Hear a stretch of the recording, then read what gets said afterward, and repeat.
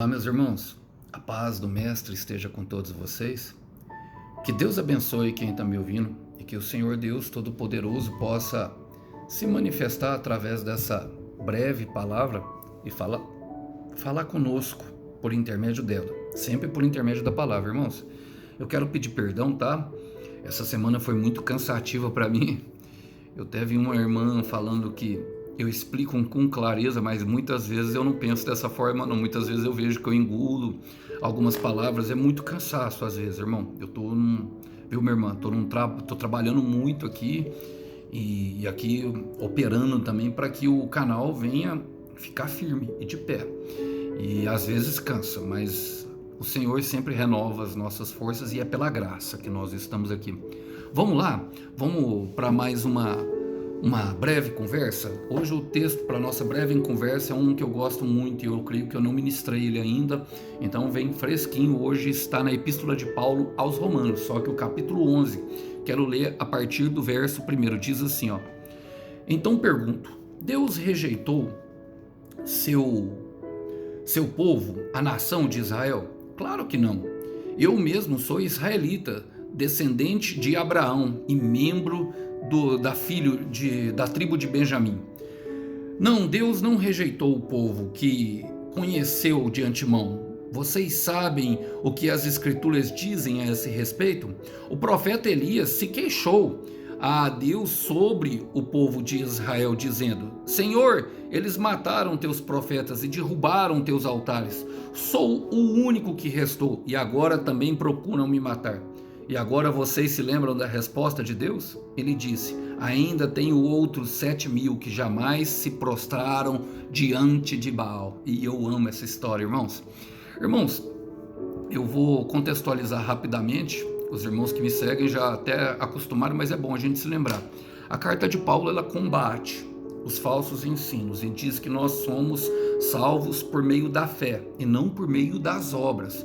Como havia alguns judaizantes, o falso ensino através de falsos mestres estava sendo arraigado dentro da igreja, que era neófita na fé e se dividia, vivenciando cultos em pequenos grupos dentro de casa. Então facilitava. E essa parte aqui é que o Paulo explica sobre os escolhidos e sobre os endurecidos, aqueles que são escolhidos e aqueles que são endurecidos. A hora que ele começa o capítulo 11, ele é belíssimo e vale a pena dar uma lida, mas eu quero fazer as aplicações apenas para esses 4 primeiros versículos que falam justamente um pouco dos escolhidos. Vamos lá? Diz assim: então pergunto, Deus rejeitou o seu povo, a nação de Israel? Claro que não. Eu mesmo sou israelita, descendente de Abraão e mesmo da tribo de Benjamim. Ele está explicando, irmãos, a eleição por meio de Jesus Cristo agora. Como é feita a eleição?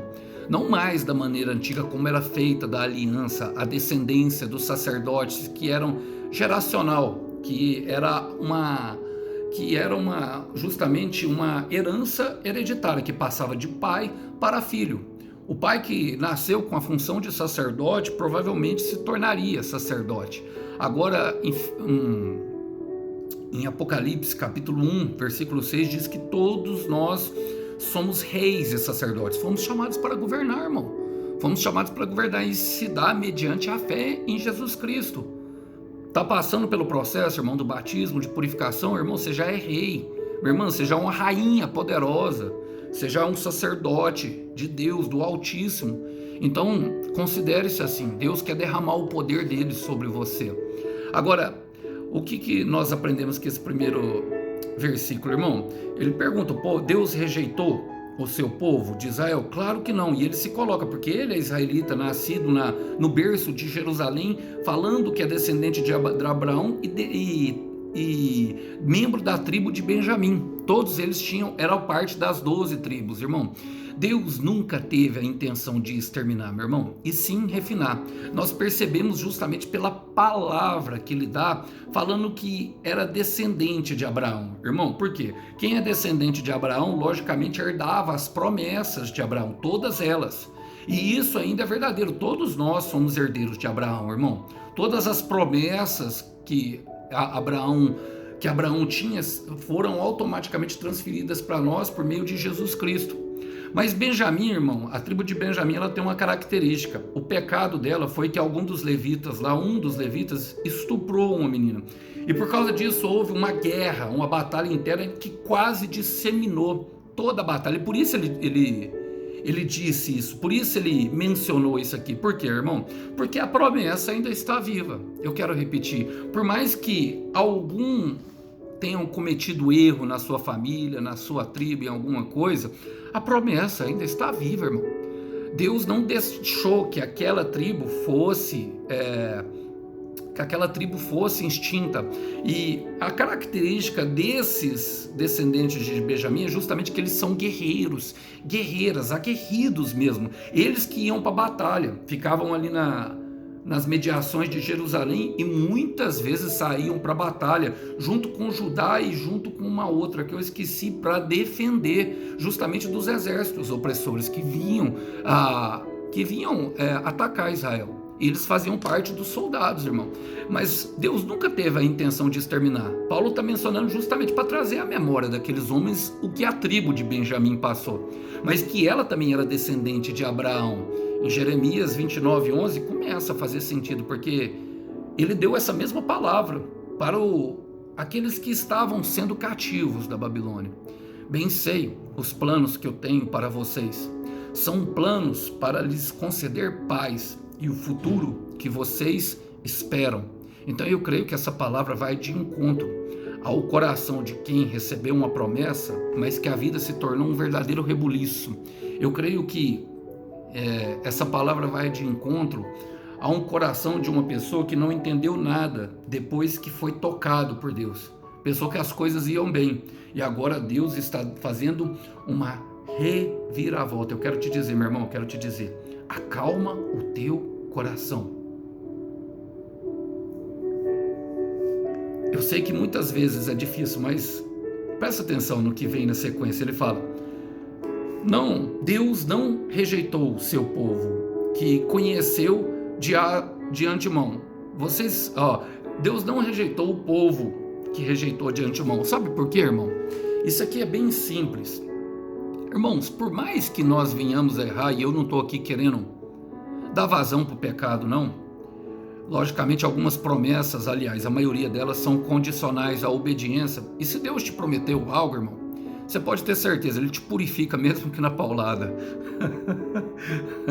E eu estou falando de uma maneira deselegante, eu sei, me perdoa, meus irmãos, mas não é dessa forma. O Senhor, Ele é carinhoso, Ele é bom, eu sempre falo isso. Mas é de uma forma que Ele leva nós num caminho que nós vamos atender justamente os requisitos daquilo que a promessa exige. A promessa exige que nós venhamos a ser uma outra pessoa lá na frente. Muitas pessoas não compreendem isso. Mas mesmo que nós venhamos a cair, mesmo que nós venhamos a pecar, mesmo que nós venhamos até mesmo a muitas vezes ser infiéis com Deus, Deus continua fiel, irmão. Mesmo que venhamos a apostatar, como é o caso de Israel, que não creu em Senhor Jesus, irmão, aquilo foi uma apostasia da fé. Não viram as promessas, o sim e o amém para todas as promessas em Jesus Cristo, e ele esteve ali de frente deles. Eu gosto de um versículo a qual Paulo ensina para Timóteo. Ele fala, 2 Timóteo, capítulo 2, versículo 13, ele fala: mesmo quando formos infiéis, ele continua fiel para conosco, pois não pode negar-se a si mesmo. E ele não nega. Ele é a palavra da verdade, irmão. Então, acalma o teu coração, mais uma vez. Olha, a palavra fala: vocês sabem o que as escrituras dizem a esse respeito? O profeta Elias se queixou de Deus sobre o povo de Deus, dizendo, irmão, e aqui nós percebemos, irmão, algumas coisas que acontecem com o valente de Deus, com aquele que foi chamado, com o profeta, com aquele que foi o escolhido, embora o escolhido pareça um pouco endurecido também. Por quê, irmão? Porque o chamado ele vai trazer angústia, o chamado ele vai trazer aflição, irmão.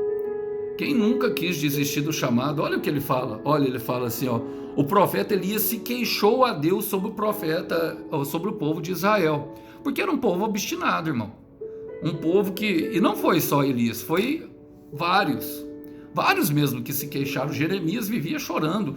Ó, Moisés, logo depois, irmão, de sair da terra do Egito, quis voltar para trás. Esse povo de dura cerviz, Moisés falava, e levar o caminho, a verdade e a vida até mesmo para os dentro de casa, irmão. Por muito tempo, por muitos momentos nós vamos passar por ingratidão. Por um processo de ingratidão. Nós vamos ter que enfrentar a ingratidão, nós vamos ter que enfrentar a angústia de rejeição de pessoas que nós amamos, irmãos. Isso tudo está no pacote do chamado, irmão. E isso tudo serve para lapidar, serve para refinar. É por isso que eu disse que às vezes Elias parece um pouco com o coração endurecido e me lembra um pouco, irmão, a minha história, porque todos nós passamos por isso e comigo não foi diferente. Comigo não foi, irmão.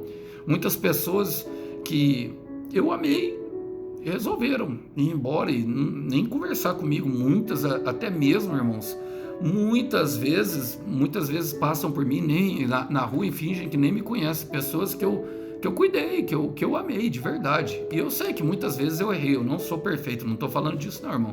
Elias não era perfeito. Tiago fala na sua carta, homem sujeito como nós. E todos nós temos, irmãos, qualidades e defeitos. Eu sei muito bem quais são os meus hoje, depois de um refinamento no deserto, eu consigo enxergar e ser um homem mais justo e mais sincero comigo mesmo. Mas a verdade é que nós vamos deparar com esses momentos assim, mas eu quero que você se apegue a essa palavra do Senhor Jesus. É uma promessa, irmão, para quem resolve. Para quem resolve, mesmo que as pessoas se tornem as nossas inimigas pela ingratidão, por não se lembrar daquilo que nós fizemos, ou porque simplesmente rejeitaram e não querem a palavra, ou porque simplesmente não acreditam, a palavra diz em Lucas 6,35, amem seus inimigos. Façam-lhe um bem, emprestem a eles, não se preocupem com o fato de que eles não pagarão de volta. E é isso que nós precisamos ter em mente, irmão. Nunca esperar que alguém vai dar alguma coisa em volta. Ele fala assim, ó, assim a recompensa que virá do céu para vocês será muito grande, e verdadeiramente vocês serão filhos do Deus Altíssimo, porque Ele é bondoso com os ingratos e os maus. Tá entendendo o que Deus está falando? Ele é bondoso até com os ingratos e os maus. E às vezes nós fomos chamados para fazer esse papel. Só que Elias estava passando por um momento de crise, irmão. Tinha acabado de degladiar com os profetas de Baal. Deus deu uma vitória maravilhosa para ele. E quando uma mulher, que era a esposa de Acabe, Jezabel, resolveu ameaçar ele, ele ficou um pouco deprimido e se escondeu na caverna. E quantas vezes nós somos assim, irmão? Mas não se preocupe, Deus ainda não está no controle. Olha, a palavra fala o seguinte no versículo 3, para continuar. Senhor, e aqui é a queixa dele, olha, Senhor, eles mataram teus profetas e derrubaram os teus altares. Irmãos, quantas vezes nós vemos esses momentos assim em que as pessoas até partem para a violência. Irmão, eu já tive casos que as pessoas bateram na porta da minha cara violentamente, que as pessoas me xingaram, me chamaram de demônio, irmão, me escorraçaram, e muitas vezes, no começo assim, eu não sabia, não entendia, e eu não entendia mesmo, e não entendi que a nossa luta não era contra carne ou sangue, e muitas vezes eu quis desistir justamente por causa desse aqui. Eu entendo perfeitamente o coração desse homem, e creio que muitos irmãos aqui entendem também. Eu creio que essa palavra aqui vai de encontro quem está sofrendo rejeição dentro da própria casa. Eu creio que essa palavra vai de encontro para pessoas que estão sofrendo rejeição dentro da própria comunidade. Eu creio que essa palavra aqui vai de encontro para pessoas que estão sofrendo rejeição dentro da própria igreja. Eu creio que essa palavra vai de encontro a pessoas que estão sofrendo rejeição dentro do próprio grupo de louvor. Eu creio que essa mensagem aqui vai de encontro a corações que estão sofrendo rejeição dentro do trabalho. Irmãos, isso é um limar, é como Satanás trabalha para que você venha desistir. E em momentos assim, nós só conseguimos enxergar a destruição, meu irmão, só conseguimos enxergar o caos. Mas eu quero te chamar a atenção, não enxergue só o caos. Quero ler com você um versículo que está em Salmos 25:16.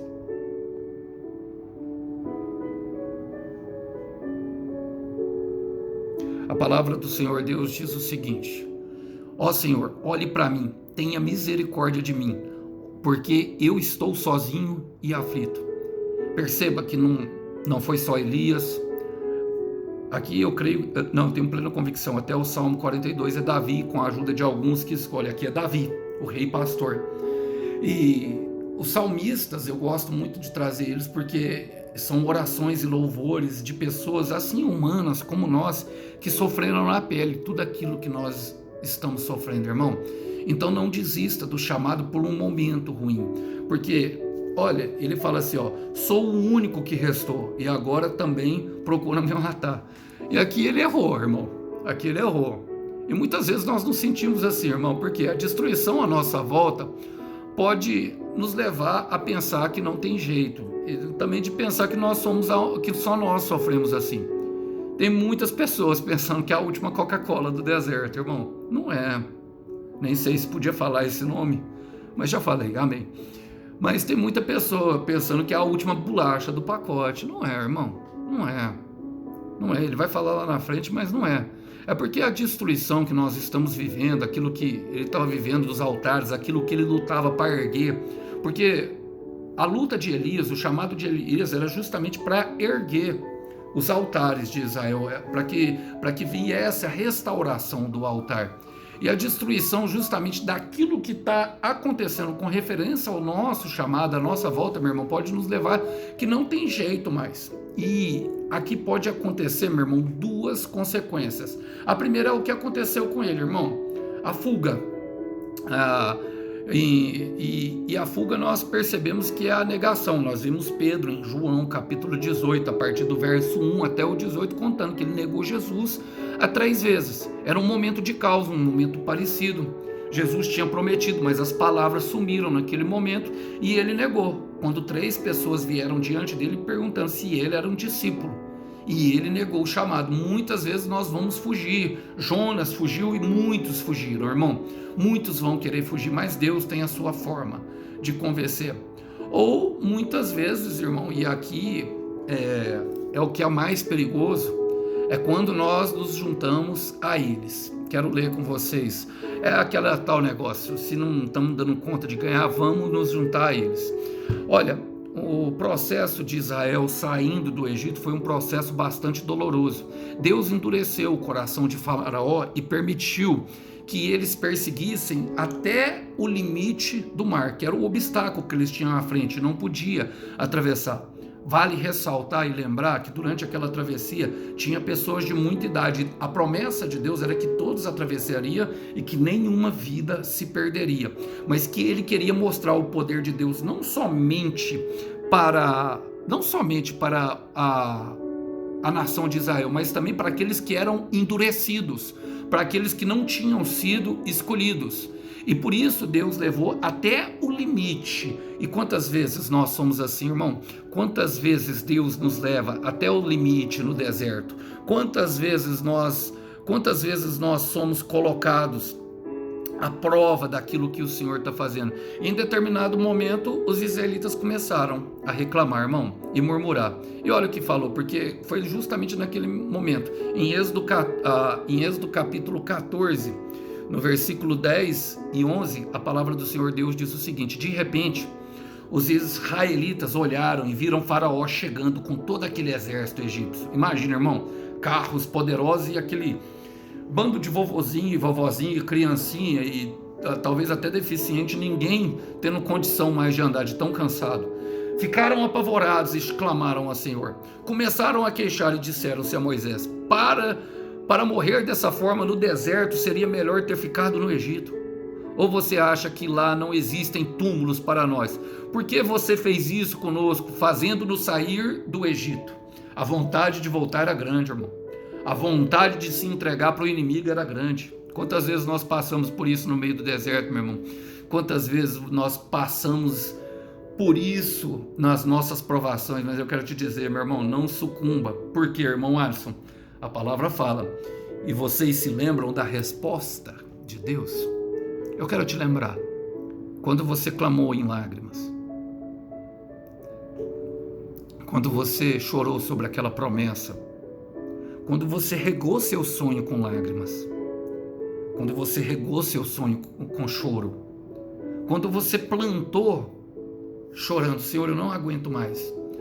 Qual foi a resposta? Deus sempre tem uma resposta, irmão. Deus sempre tem uma resposta para aquilo que nós pensamos ser o fim. Deus sempre tem uma resposta quando nós pensamos que chegamos no limite. Deus sempre tem uma resposta quando nós pensamos não ter mais jeito. Lembra de Lucas 24? Aliás, vou mencionar Mateus capítulo 28, versículo 5. Quando as mulheres chegam diante do túmulo para ungir o corpo do Senhor Jesus, encontram com um varão vestido de roupas resplandecentes, e ele pergunta: por que buscar dentre os mortos aquele que vive? Porque aquelas mulheres buscavam coisas mortas, elas tinham pensado que era o fim, mas ele fala: ele ressuscitou. Ele ressuscitou, irmão. E essa talvez seja a palavra para você hoje. Ele ressuscitou. Rabada soia, ricamanda rabandalandaraya, rabandalamandaramanda sobianda rabadarabanda kishkandaramanda kaya. Ressuscitou, meu irmão. A palavra ressuscitar significa ressurgir, só que muito mais glorioso, muito mais forte, muito mais vívido e muito mais esplendoroso, magnífico, porque é assim que Deus faz conosco em nosso processo. Não se aflija o teu coração, não se aflija. Quero ler com você Salmo 73, versículo 26, fala: minha saúde pode acabar, meu coração fraquejar, mas Deus é a fortaleza do meu coração e a minha herança eterna. Receba essa palavra em teu coração, porque a resposta de Deus ali para Elias, eu creio que combina muito com alguns aqui. Ele disse: ainda tenho outros 7.000 que jamais se prostraram diante de Baal. E o que eu quero te dizer, meu irmão? Eu quero te dizer, minha irmã, e eu me coloco junto com vocês nessa jornada. Estou aqui todo dia, sabe por quê? É para te lembrar que você, meu irmão, e que você, minha irmã, não está sozinha. Você não está sozinho. Nós não estamos sozinhos nessa jornada. E no final dela tem aquilo que você tem pedido para Deus, tem o seu milagre. No final desse processo você vai vivenciar algo totalmente novo. Portanto, eu te peço, não desista, porque ficou difícil, tá bom? Quero terminar lendo 1 de Pedro, capítulo 5, versículo 9 e 10. Fiquem firmes, confiem no Senhor e lembrem-se de que os outros cristãos ao redor do mundo estão passando pelos mesmos sofrimentos.